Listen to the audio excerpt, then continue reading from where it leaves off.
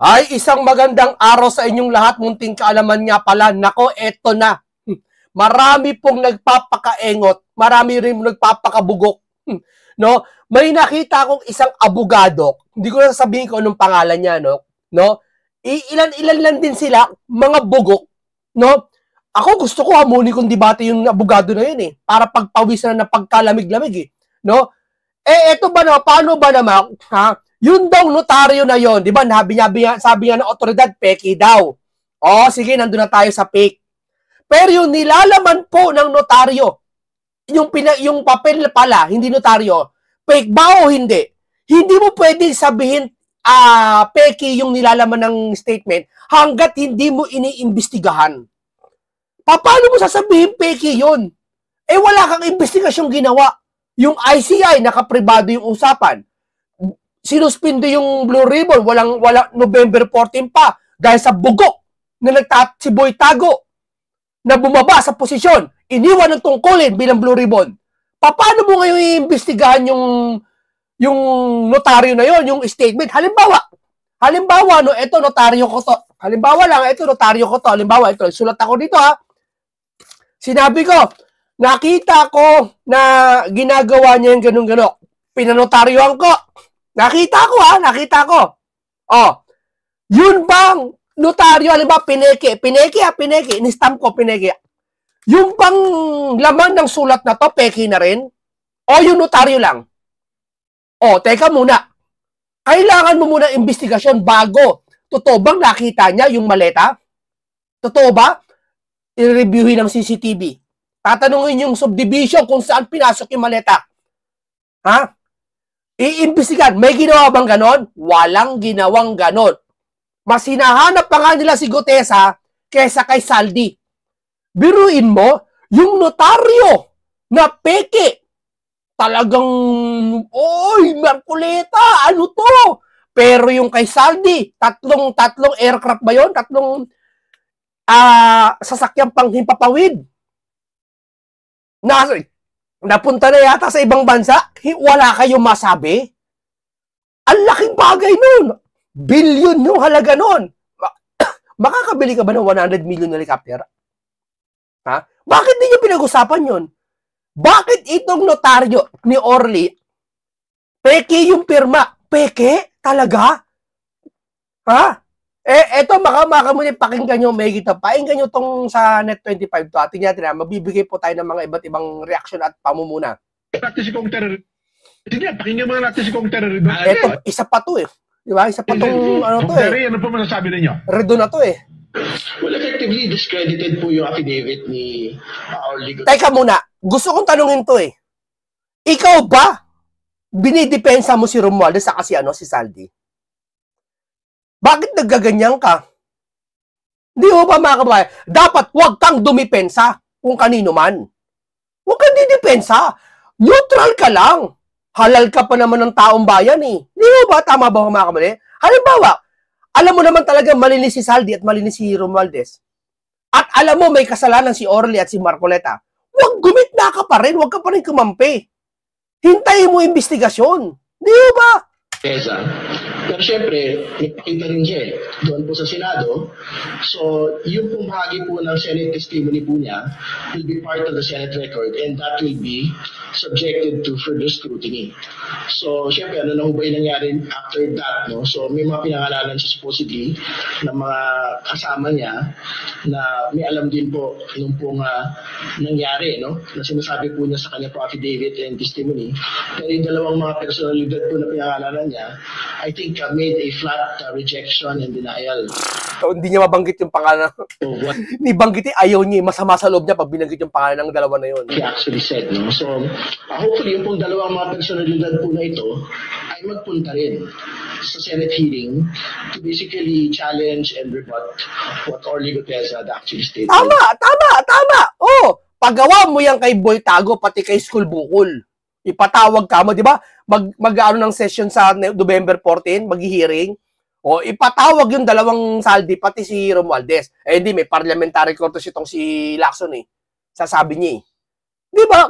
Talagang ayaw nilang ipatawag, mga kababayan. Ayaw nilang ipatawag. Mas pinagtutuungan ninyong pansin yung notaryo na peke daw. Kung peke yon, dapat yung pinagnotaryuhan inimbestigahan. Yung babae na nag-attorney, nagpeperma o sekretary inimbestigahan. Gumawa bang statement yon? Hinarap ba sa camera yon? O manatakpan yung mukha niya o iharap siya, pakausapin siya, interview siya, walang ganun. Peke daw yung pirma. Kasi pag tinanggi mo kasi yung pirma ng isang tao peke, may teka muna. Di ba? Pangit yung word na peke, mga kababayan. Hindi peke. Totoo yun. Hindi nga lang pirma ng abogado yon kasi itinanggi. Pero ano ka, magkaparehas, mamaya makikita nyo, magkaparehas yung pirma ng babae, ng abogado na yung sasabing abogado, doon sa tinanggi ni kay Gutesang pirma, doon sa iba pang notaryo, parehas na parehas. Tapos tinatanggi niya. Kaya huwag niyo sabihin salitang fake. Pag si Marcoleta, fake. Tapos yung helicopter, pati aeroplano, nakalabas ng bansa, hindi fake. Mas pinatutuunan yung pansin yung notaryo na peke ko, no? Ako para sa akin, pangit sabihin salitang fake. Hindi kanyang pirma, pwede pa. Pero yung fake, no! Di ba? Mga to, may abogado na sasabi, hinahamon kitang debate. Sino yung abogado na yun? Hinahamon kitang debate. Pagpapawisan ka ng butil-butil at malalamig, tandaan mo pag nakausap mo ako sa personal. Pagpapawisan ka, kahit napakapataas pang isama pa yung nagsasabi kay, gusto mo isama nyo pa yung sasabi kay Senator Marcoleta na lowest rank eh. Ha? Oh, debate tayo. Ang pag-uusapan, hindi pagka-abogado mo. Ako, Biblia, kabisado ko. Ha? Gusto mo, debate tayo eh, yung nagsasabing abogado na yun eh. Patutunayan ko sa'yo, mali ang pangangatwiran nyo. Hindi ba? During the Senate hearing. Ibang bagay yan eh. Hindi ko nabanggit yung pangalan ko sino abogado na yun. Ibang bagay yung sinabi ng court na falsification po na affidavit. Magkaibang bagay yung pagsasalita po niya under oath sa Senado. No? So, I don't think that was ever a question. No? So, yun po, moving forward, yun po mabinanggit niya na supposedly naglabas din affidavit, may mga litrato tayo nakita noong nakaraan, dapat may salang din po yun to basically rebut under oath yun po mga binanggit po ni Orly Gutesa. I think subject siya to falsification. Falsification of a public document. Falsification of public document. O, halimbawa ganito ha. Sample, may hawak akong Biblia, mga kamuntit. Etong Biblia, bago nabuo to, nasaksiyan ng mga tao. Yung mga nangyari, yung mga sinauna at yung mangyayari pa lang. Isinulat nila sa isang libro. Hindi sa isang libro, magkakaibang libro to. Ha? May Isaiah, may Book of Mateo, Book of King, Book of Exodus, lahat, di ba sa Biblia, Book of Lucas, ang dami pinaghalo-halo, kinompile. Pinag-isa ginawang Biblia. Di ba? Word of Biblios. Pinag-isa. Ibig sabihin, ibig sabihin ng Biblia, salitang Biblios, compilation of book. Ibig sabihin. So, ibig sabihin, eto, ha? May nagsali nito. Ang pangalan pumirma, Efren. Hindi naman siya ang sumulat, no? Pinatutuhanan lang Efren. Ngayon, etong Efren, halimbawa, napatunayang kriminal at peke. Peke pirma niya. Eto bang Biblia? Hindi totoo to? Kasi peke yung pumirma? Pakisagot mga kaibigan, mga kamunti. Ay, wag mong paniwalaan yung Biblia. Yan ang nangyayari ngayon. Sinasabi, ang Biblia, gawa ng tao yan eh. Kasi tingnan mo, may publisher oh. Ganyan nangyayari ngayon sa notaryo sa statement ni Gutesa. Tama, mali. Etong Biblia oh, hindi pinaniwalaan to. Wag kayong maniniwala sa Biblia. Bakit? Kasi yung pumirma, peke. Ng titing naman. Pati Biblia, hindi pinaniwalaan. Totoo yan, nangyari sa history hanggang ngayon. Hindi pinaniwala, sabi, ang Biblia gawa ng tao. Oh, peke pa yung pumirma daw, sabi. Di ba? Hindi porke, eto, hindi naman masasabi kong peke yan ha. Hindi porket peke yung pumirma, ibig mo palang sabihin, ito ID ko. Ito ID ko, halimbawa ID ko to. Nakita ko lahat, statement, pinapirmahan ko, napeke ako sa pirma, ibig sabihin, lahat ng sinabi ko rito, pati ID ko, pati pangalan ko, di totoo. O, ganito na lang, kay Gutesa. Gutesa, gumawa ka ulit ng panibago. Yung mga nakita mo doon sa maleta kung saan binabayo, kung kayo diniliver yon, gumawa ka ng panibago, wag mo nang panotaryuhan, manumpa ka ulit sa Senado, sa November 14, i-resume ng 2 bugok na si Boy Tago at si Boy Iskol Bukol. I-resume ng 2 bugok. Doon ka manumpa, wag ka na magnotaryo kasi binubutasan ka ng 2 bugok. Matandang gurang nasa Senado. Di ba? Gumurang na sa Senado. Walang pinagkatandaan. Di ba? Tama ko ba, mga kamunti? Bakit mo sisisihin si Senator Marcoleta? Anong kinalaman niya? Ibig mo palang sabihin, tayo, magbabarkada tayo, no? Okay, magbabarkada tayo. May isa dong kriminal. Tapos nag-uwian na, no? Nag-uwian na. Ako ba, kriminal din ako? Hindi ko alam, kasama ko. Halimbawa, yung pumirma na peki ako. Ako na rin ba? Peki na rin ako? Lahat na sasabihin ko, hindi totoo. Huwag mo paniwalaan yan si Munting Kaalama kasi hindi totoo yung pirma niyan. Na peki yan. Ganun ba yun? Hindi na ako credible? Kaya pala hindi na ako magkataka sa Biblia, ganyan ginagawa nyo.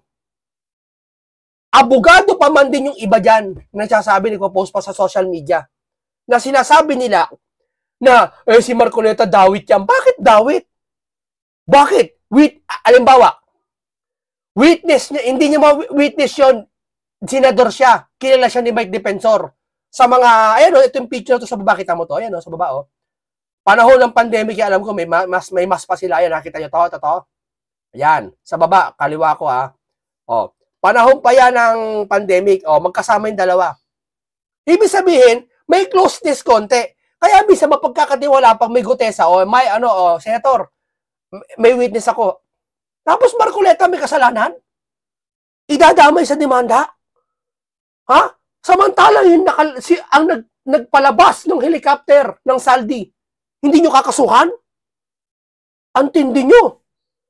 Yung eto pag tinanong kayo kay Marcoleta, asan ang 2K? Asan ba't depensa ni Gutesa? Asan na si Diskaya? Pinoprotektahan, ito isagot nyo. Ipaliwanag nyo muna yung insertion ni Saldi. Pauwiin nyo muna rito bago kayo magaganyan. Totoo. Tama mo, mananahimik yun. Hindi niya alam ang sagot niya. Ayun. Oho. Well, kasi nga naman, ganun ang nangyari, no? Pero teka lang, mula ba nung naglabas ng statement si Atty. Espera, parang hindi pa rin siya lumalabas, ano? Hindi pa nagpapakita eh. Hindi nga Ang totoo, hindi nga siya statement lang nilabas niya, no? At hindi rin niya sinasabi na... Alam mo, attorney, kung totoo man ho kayo at nadaya kayo at ginaya pirma nyo, lumabas po kayo, ipakita nyo, patunayan nyo na hindi sa inyo yon, pirma na yon. Ganun lang po yon. Hindi yung palaisipan sa aming mga tao. Hindi ako akin yun. O kaya, ayaw mo lumabas. Tamahimik na lahat.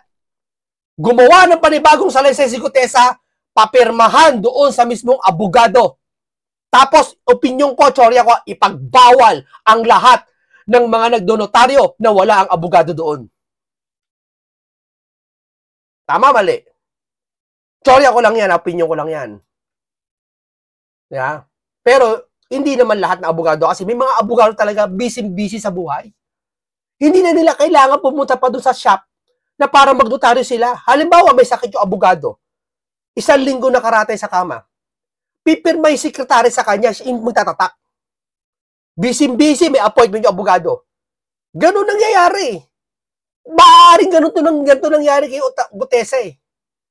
Tapos sabihin peke, mamaya malalaman yung tingnan nyo.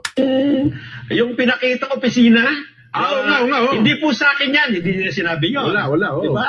Yun pong may pirma dyan pangalan. Hindi ko po sekretary yan. Wala sinabi nun. Yun hong stampad niya. Hindi po akin yan. Yung mga dokumento doon. Hindi rin niya sinabi yun. Diba? Walang ganon. Kaya nga, ang sinabi lang niya, yung nandyan doon, hindi ko yung pirma. Hindi ako hindi ko yung pirma. Kaninong pirma yan? Yun. Kaya sinabi ba niya, hindi ko po alam kung sino. Di siguro kung kasi... Ewan ko kung totoo man yun, napakasinungaling.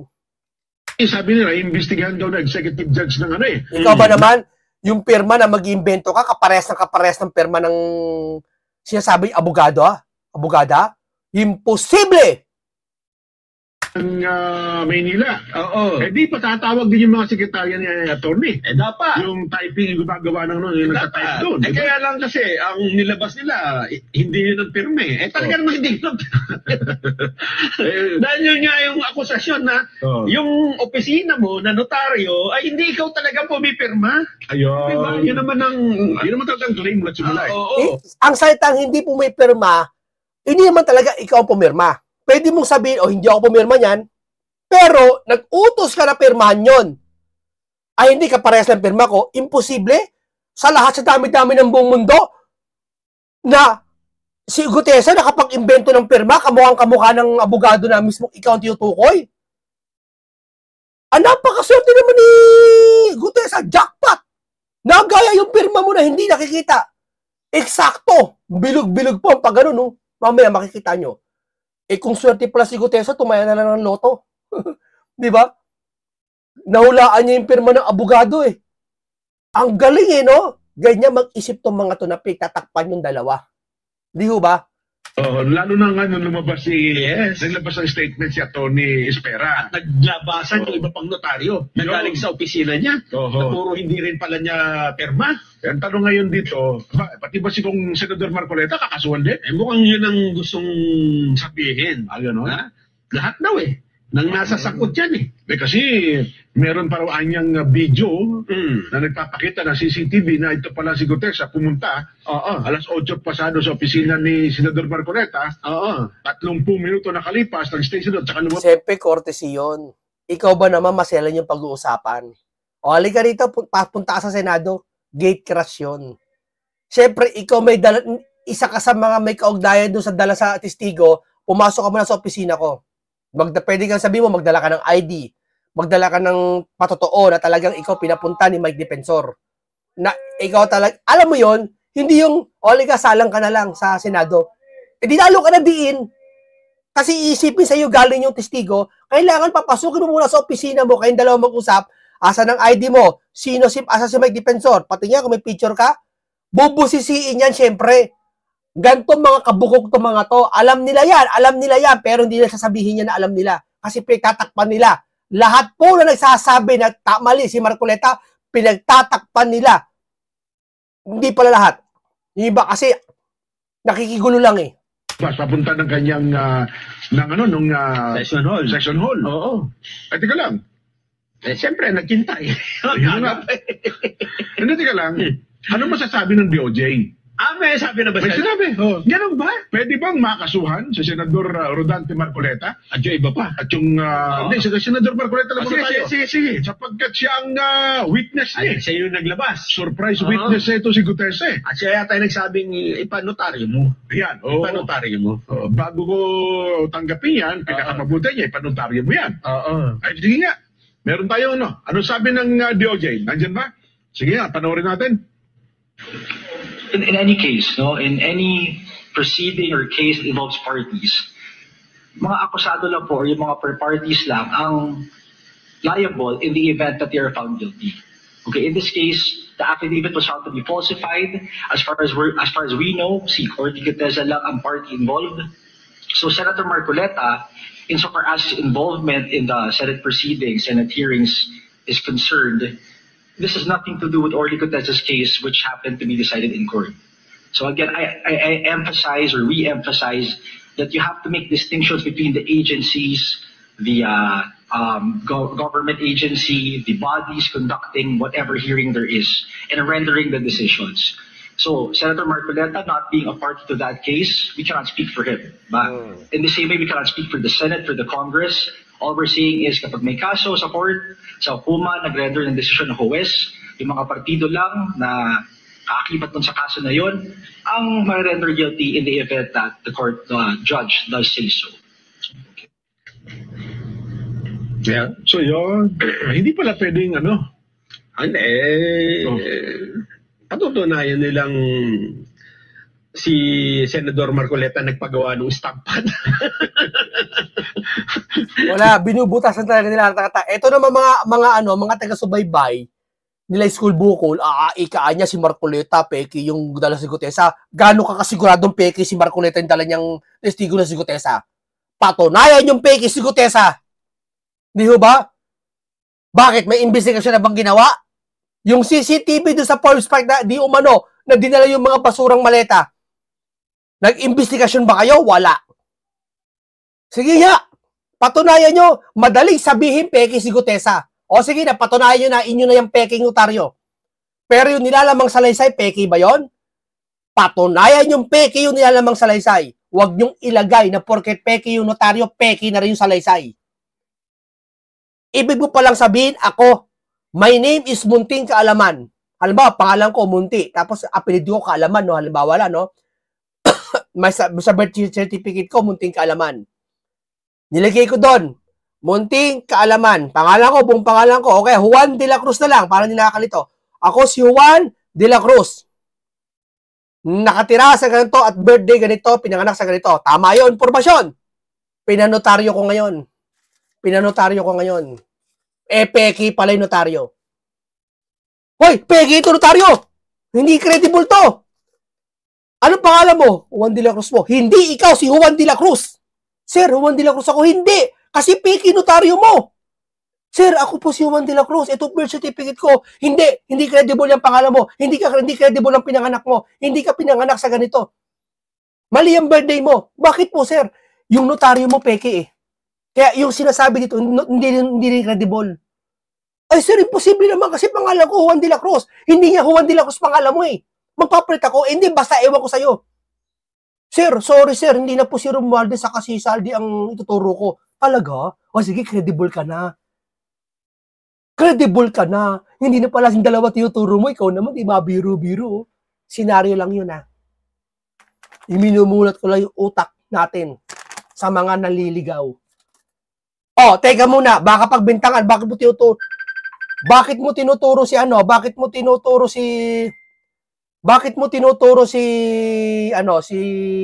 Romualdez sa si Saldi? Hindi ko para pagbintangan. Para pagpaliwanagin lang. Hindi mo pala may sasangkot si Senator Marcoleta kung yun ang magiging batay state. Yung ano pala, nagsalita na yun po ang spokesperson ngayon ng DOJ. Kasi yung si Miko Clabano ay naisama po ni Secretary Boying sa ombudsman. Kaya ito po yan, yung batang-bata na yan isa na yun ang bagong spokesperson ng Department of Justice na son. So, sa madaling salita, mukhang kung ang punteriya, Nelson, kung sabi natin, tanggapin natin pa sa mandali, peke, yung notaryo at saka yung dokumento ni Gutesa, ay hindi mo naman pala pwedeng maisangkot agad-agad si Senador Marcoleta sa isupin na yun. At saka, Jen, ang pamemeke, forgery ito, di ba? Ang kung ikaw ay kakasuhan ng pamemeke, una, ikaw ang pumirma, di ba? Okay, may inutusan ka, pirmahan mo nga ito. Pekein natin. Pati yung mga stamp dyan. Yung mga dokumento. Pinagawa mo yan. Yan, Di ba? O kaya naman, dukutin mo yung dukutin mo yung stampan niya, pumasok tayo sa... Pumasok na, pagtalikod ng sekretaryan, daklutin mo yan. Pagkatapos wala silang kamalay-malay, tatatak natin ito. Yun. Ang problema dyan, hindi lang naman yun yung notaryo ni Atty. Espere. Ang dami. Yung liga ng mga barangay. Eto pa, tingnan nyo may papakita yung resibo Yung Chesa ata. Mga kliyente ito ata ni Atty. Romulo Macalintal. Yun din. Ayan. Tingnan nyo yung mga dating notaryo niya ata, pasir, ito yung kay Gutesa sa kaliwa. Parehas sa press, pero tingnan nyo. Paano natin, di ba? At saka yung abogado, bakit hindi makaharap? Kasi ibig mo palang sabihin, kung si Gutesa pala, tinampered yung pinalsipay yung pirma. Nagaya niya yung pirma ng abogado, na hindi niya nakikita pa yung pirma ng abogado, napaka-imposible naman yan. Mag-isip-isip nga kayo. Hindi makakapag-isip ang tao pag may kinakampihan. Tandaan niyo yan. May bitatanggi na yung mga gamit na yan, yung seal. Meron pang documentary stamp. Meron pang... Pati yung dry seal, Nelson. Hindi lang natin kita sa TV, pero sabi ng Senador Marcoleta, may dry seal daw yan. Yes. Paano mo ngayon may tatanggi yan na hindi sa'yo yan, di ba? Ayun yun ang malaking problema. At saka, itanungin din natin siguro, yung mga staff ni Atty. Espera kung Paano sila magnotaryo? Paano magnotaryo? At saka sino ang pumipirma ng ganitong... Kasi pag tinanggi po ng abogado, ito, pirma yan, ba, ito sa kaliwa, pirma talaga. Alam ba, pagpalagay natin, no, yan talaga yung stamp at yung pirma talaga na iniwan na stamp. Si abogada, may sakit yung araw na yan. Tapos dumating si Gutesa. Tapos pinirma ng sekretary ni abogada. Halimbawa, no, pwede itanggi ni abogada, hindi sa akin yan. Hindi naman talaga siya pumirma niyan. Pero sekretary niya ang pumirma niyan. Tatanggi niya. So, ibig mo palang sabihin, yung pirma na yan, hindi mo inutusan yung sekretary mo man lang? Sige nga. Di ba? Hindi ka lamang matanong o yung puntahan yung lugar ng 24 hours na sinasabi notaryuhan, hindi man lang imbestigahan yon.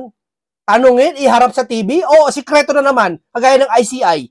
Nag-iimbestiga kayo ng hindi alam ng taong bayan. Taong bayan na apektuhan dito, dapat taong bayan din ang unang makakaalam. Hindi kayo. Hindi ho ba? Dito kasi issue sa notaryon to eh. Ito pinagkakagulan nila eh. Yung mga bugok na iba nagpapaliwanag dito, ikaan niya, damay si Marcoleta dito, falsify to. Ibig sabihin yung statement daw, pinalsify, mayroon ba naman sariling opinion, ipapalsify mo? Ipapalsify, ano ba naman to mga to? Meron ba naman sarili mong statement na nakita mo, sabi sa Biblia. Nagsulat kami sa Biblia, batay sa nakita namin, sa narinig namin. Yung Biblia, may pumirma na peke. Halimbawa lang peke, pangalan Efren. Halimbawa, Efren. Peke. Oy, hindi pirma ni Efren yan, peke yan. Ay, peke na rin lahat ng laman nito. Peke na rin para laman lahat nito. Kaya pala, hindi na ako nakapagtataka na walang naniniwala sa Biblia, madalang na lang. Kasi ang katwiran nila, ang Biblia daw, tao lang ang gumawa.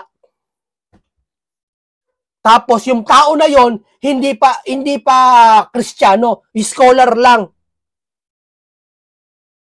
Hindi porket anong gusto mo, sinong gumawa na itong Biblia? Demonyo? Gusto yata. Anong gusto mo kay Gutesa, yung pumirma? Ganun din yun eh. Sorry ginagamit ko na reference ang Bible para mas maintindihan ng marami. Ganun nangyari kay Gutesa eh. Pumeke yung pirma pero nilalaman nun. Hindi peke. Hindi ko pwede sabihin pala, sorry. Hindi peke. Huwag mong sasabihin peke yung nilalaman ng kay Gutesa. Kasi hindi pa naiimbestigahan yung sinasabi no, yung maleta doon, inimbestigahan yung mga tao doon. Si Saldi naiharap na ba? Sasabihin mong peke din yun, hindi credible yung sinasabi ni Gutesa? Nagkakalabuan tayo. Huli kayo, buti nakasagutan nyo ako. Kasi ng pirma. Ayun eh. Tingnan mo yung contract agreement, yung pirma. At yung pirma dun sa affidavit ni Gutesa, parehong-pareho eh. Yung contract agreement po, yan yung sa dokumento na kung sa TIESA mismo. Sa TIESA, Ibig sabihin, isang ahensya ng gobyerno yun, ha? Meron silang parang MOA. Kontrata. Sa isang private company. Yes. Tapos din wala lang dyan, yung legal ng mga barangay, no? Paano mo ipapaliwanag yan? Yan po ang... sabi niya, hindi pa rin sa akin yan. Kasi ganyan katulad ng mga yan eh, basta itanggi mo. Ang pinakamagaling magsinungaling, yun ang paniniwalaan. Matagal mula nang lumutang ang issue na yan, hindi pa sinasagot ng abogado. Sagutin mo na, abogado, sino man yan. Sagutin mo na. Pakita mo na. Pambihira naman, no? Kung paanong si Gutesa galit na yung buong sambayan ng Pilipino, baka nga yung katabi mo dyan, galit na sa inyo eh. Pati yung katabi mo dyan sa shop eh, di ba? Hanap nila. Kasi si Gutesa hindi makita. Pero maging si Atty. Espera. At wala pa siya statement tungkol dyan, ha? Yes, sa inabahaba ng panahon. Hindi niya rin may tanggi. Hindi ko po stamp yan. Hindi niya may tanggi. Hindi ko stamp yan. Sinabi na ng mga otoridad peke yung pirma. Pero, dapat manggaling mismo sa abogada o interviewin sa TV kahit takpan mo mukha mo. Kung ayaw mo pakita, takpan mo mukha mo. Hindi ko po stamp yan. Pwede ko sabihin. Tapos ang usapan, ba't di mo siya sabi yan? Bakit? Baka kasi mahuli. Yung number 10, hindi ko rin yan number. Hindi ko dry seal yan. Baka sa pagbabalik ng pagdinig ay kasama na yan. Sana, Diba? sana, para magkalinawagan. Dapat sa pagdinig, hoy, boy tago, boy iskol bukol, ipatawag nyo mismo yung nagnotaryo na yan na pinaghihinalaan, patunayan niya hindi siya yon. Wala naman, hindi naman siya kakasuhan eh. Patunayan niya lang hindi siya yon. Pati staff nun na pumirma, patunayan. Ha? Lahat. Ang hirap dito kala school bukol, ipapatawag lang yung mga hindi involved na tao. Bugok ka.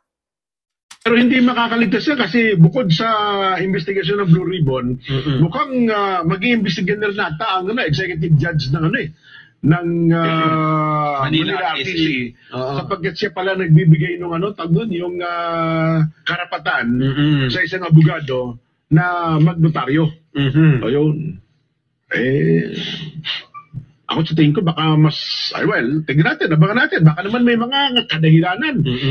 Hindi natin maabot pa ng ating payak na kaisipan ano ang mga senaryo na pwedeng mangyari sa pangyayaring ito. Yan nga yung sabi ng executive judge Peke yung pirma yung pala ang Kung ako man judge, gano'n sasabihin ko. Talaga naman peke, di ba? Kasi basta kapag ako ng ipit, tapos akin yung pirma. Sekretary, wala ako ngayon ha. Senaryo lang. Sekretary, wala ako ngayon, aalis ako ha. Ikaw muna pumirma dyan ha. Stamp mo na lang ha.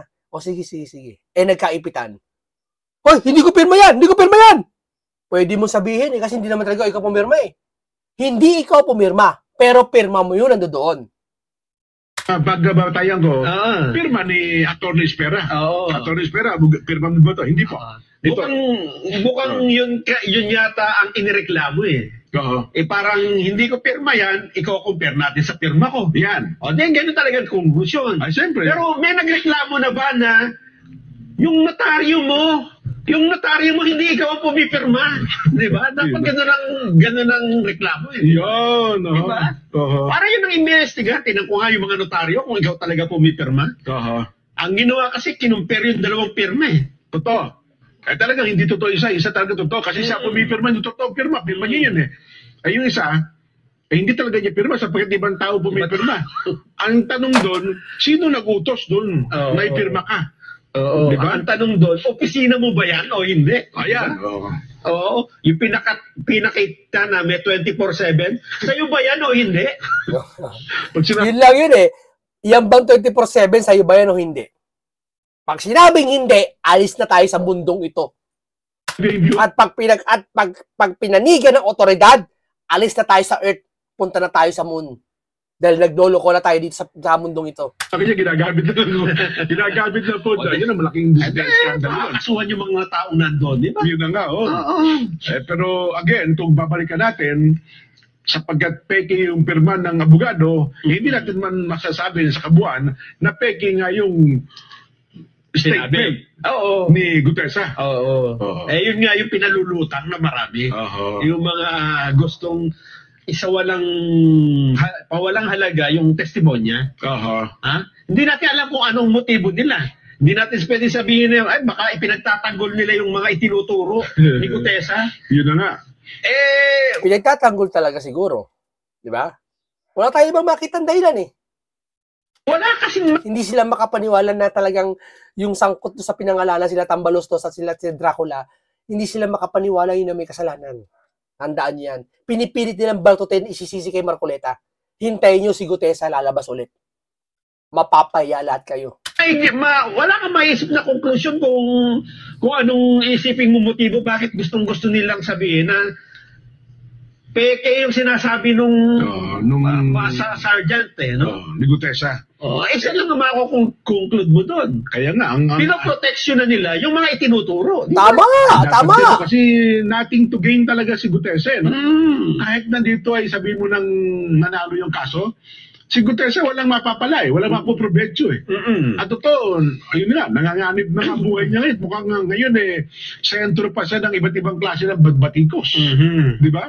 Okay, hanggang dito lang po muna tayo. Basta po, hindi porket peke yung pinirma, peke na rin lahat ng nilalaman. Tandaan nyo yan. Hindi po porket peke yung laman nagsulat, nag-imprinta neto, peki na rin nilalaman neto lahat. Tandaan nyo yan. In-example ka na para mas madali maintindihan ng tao. No? Dapat, imbestigahan mo muna lahat, himay-himay, bago mo sabihin peki si Gutesa. Diba? Wala pa nga investigasyon nangyayari. Maliban nila, talagang pumapanig ka sa alam mo may kasalanan. Diba? Hanggang dito na lang po lahat tayo. Paalam sa inyong lahat.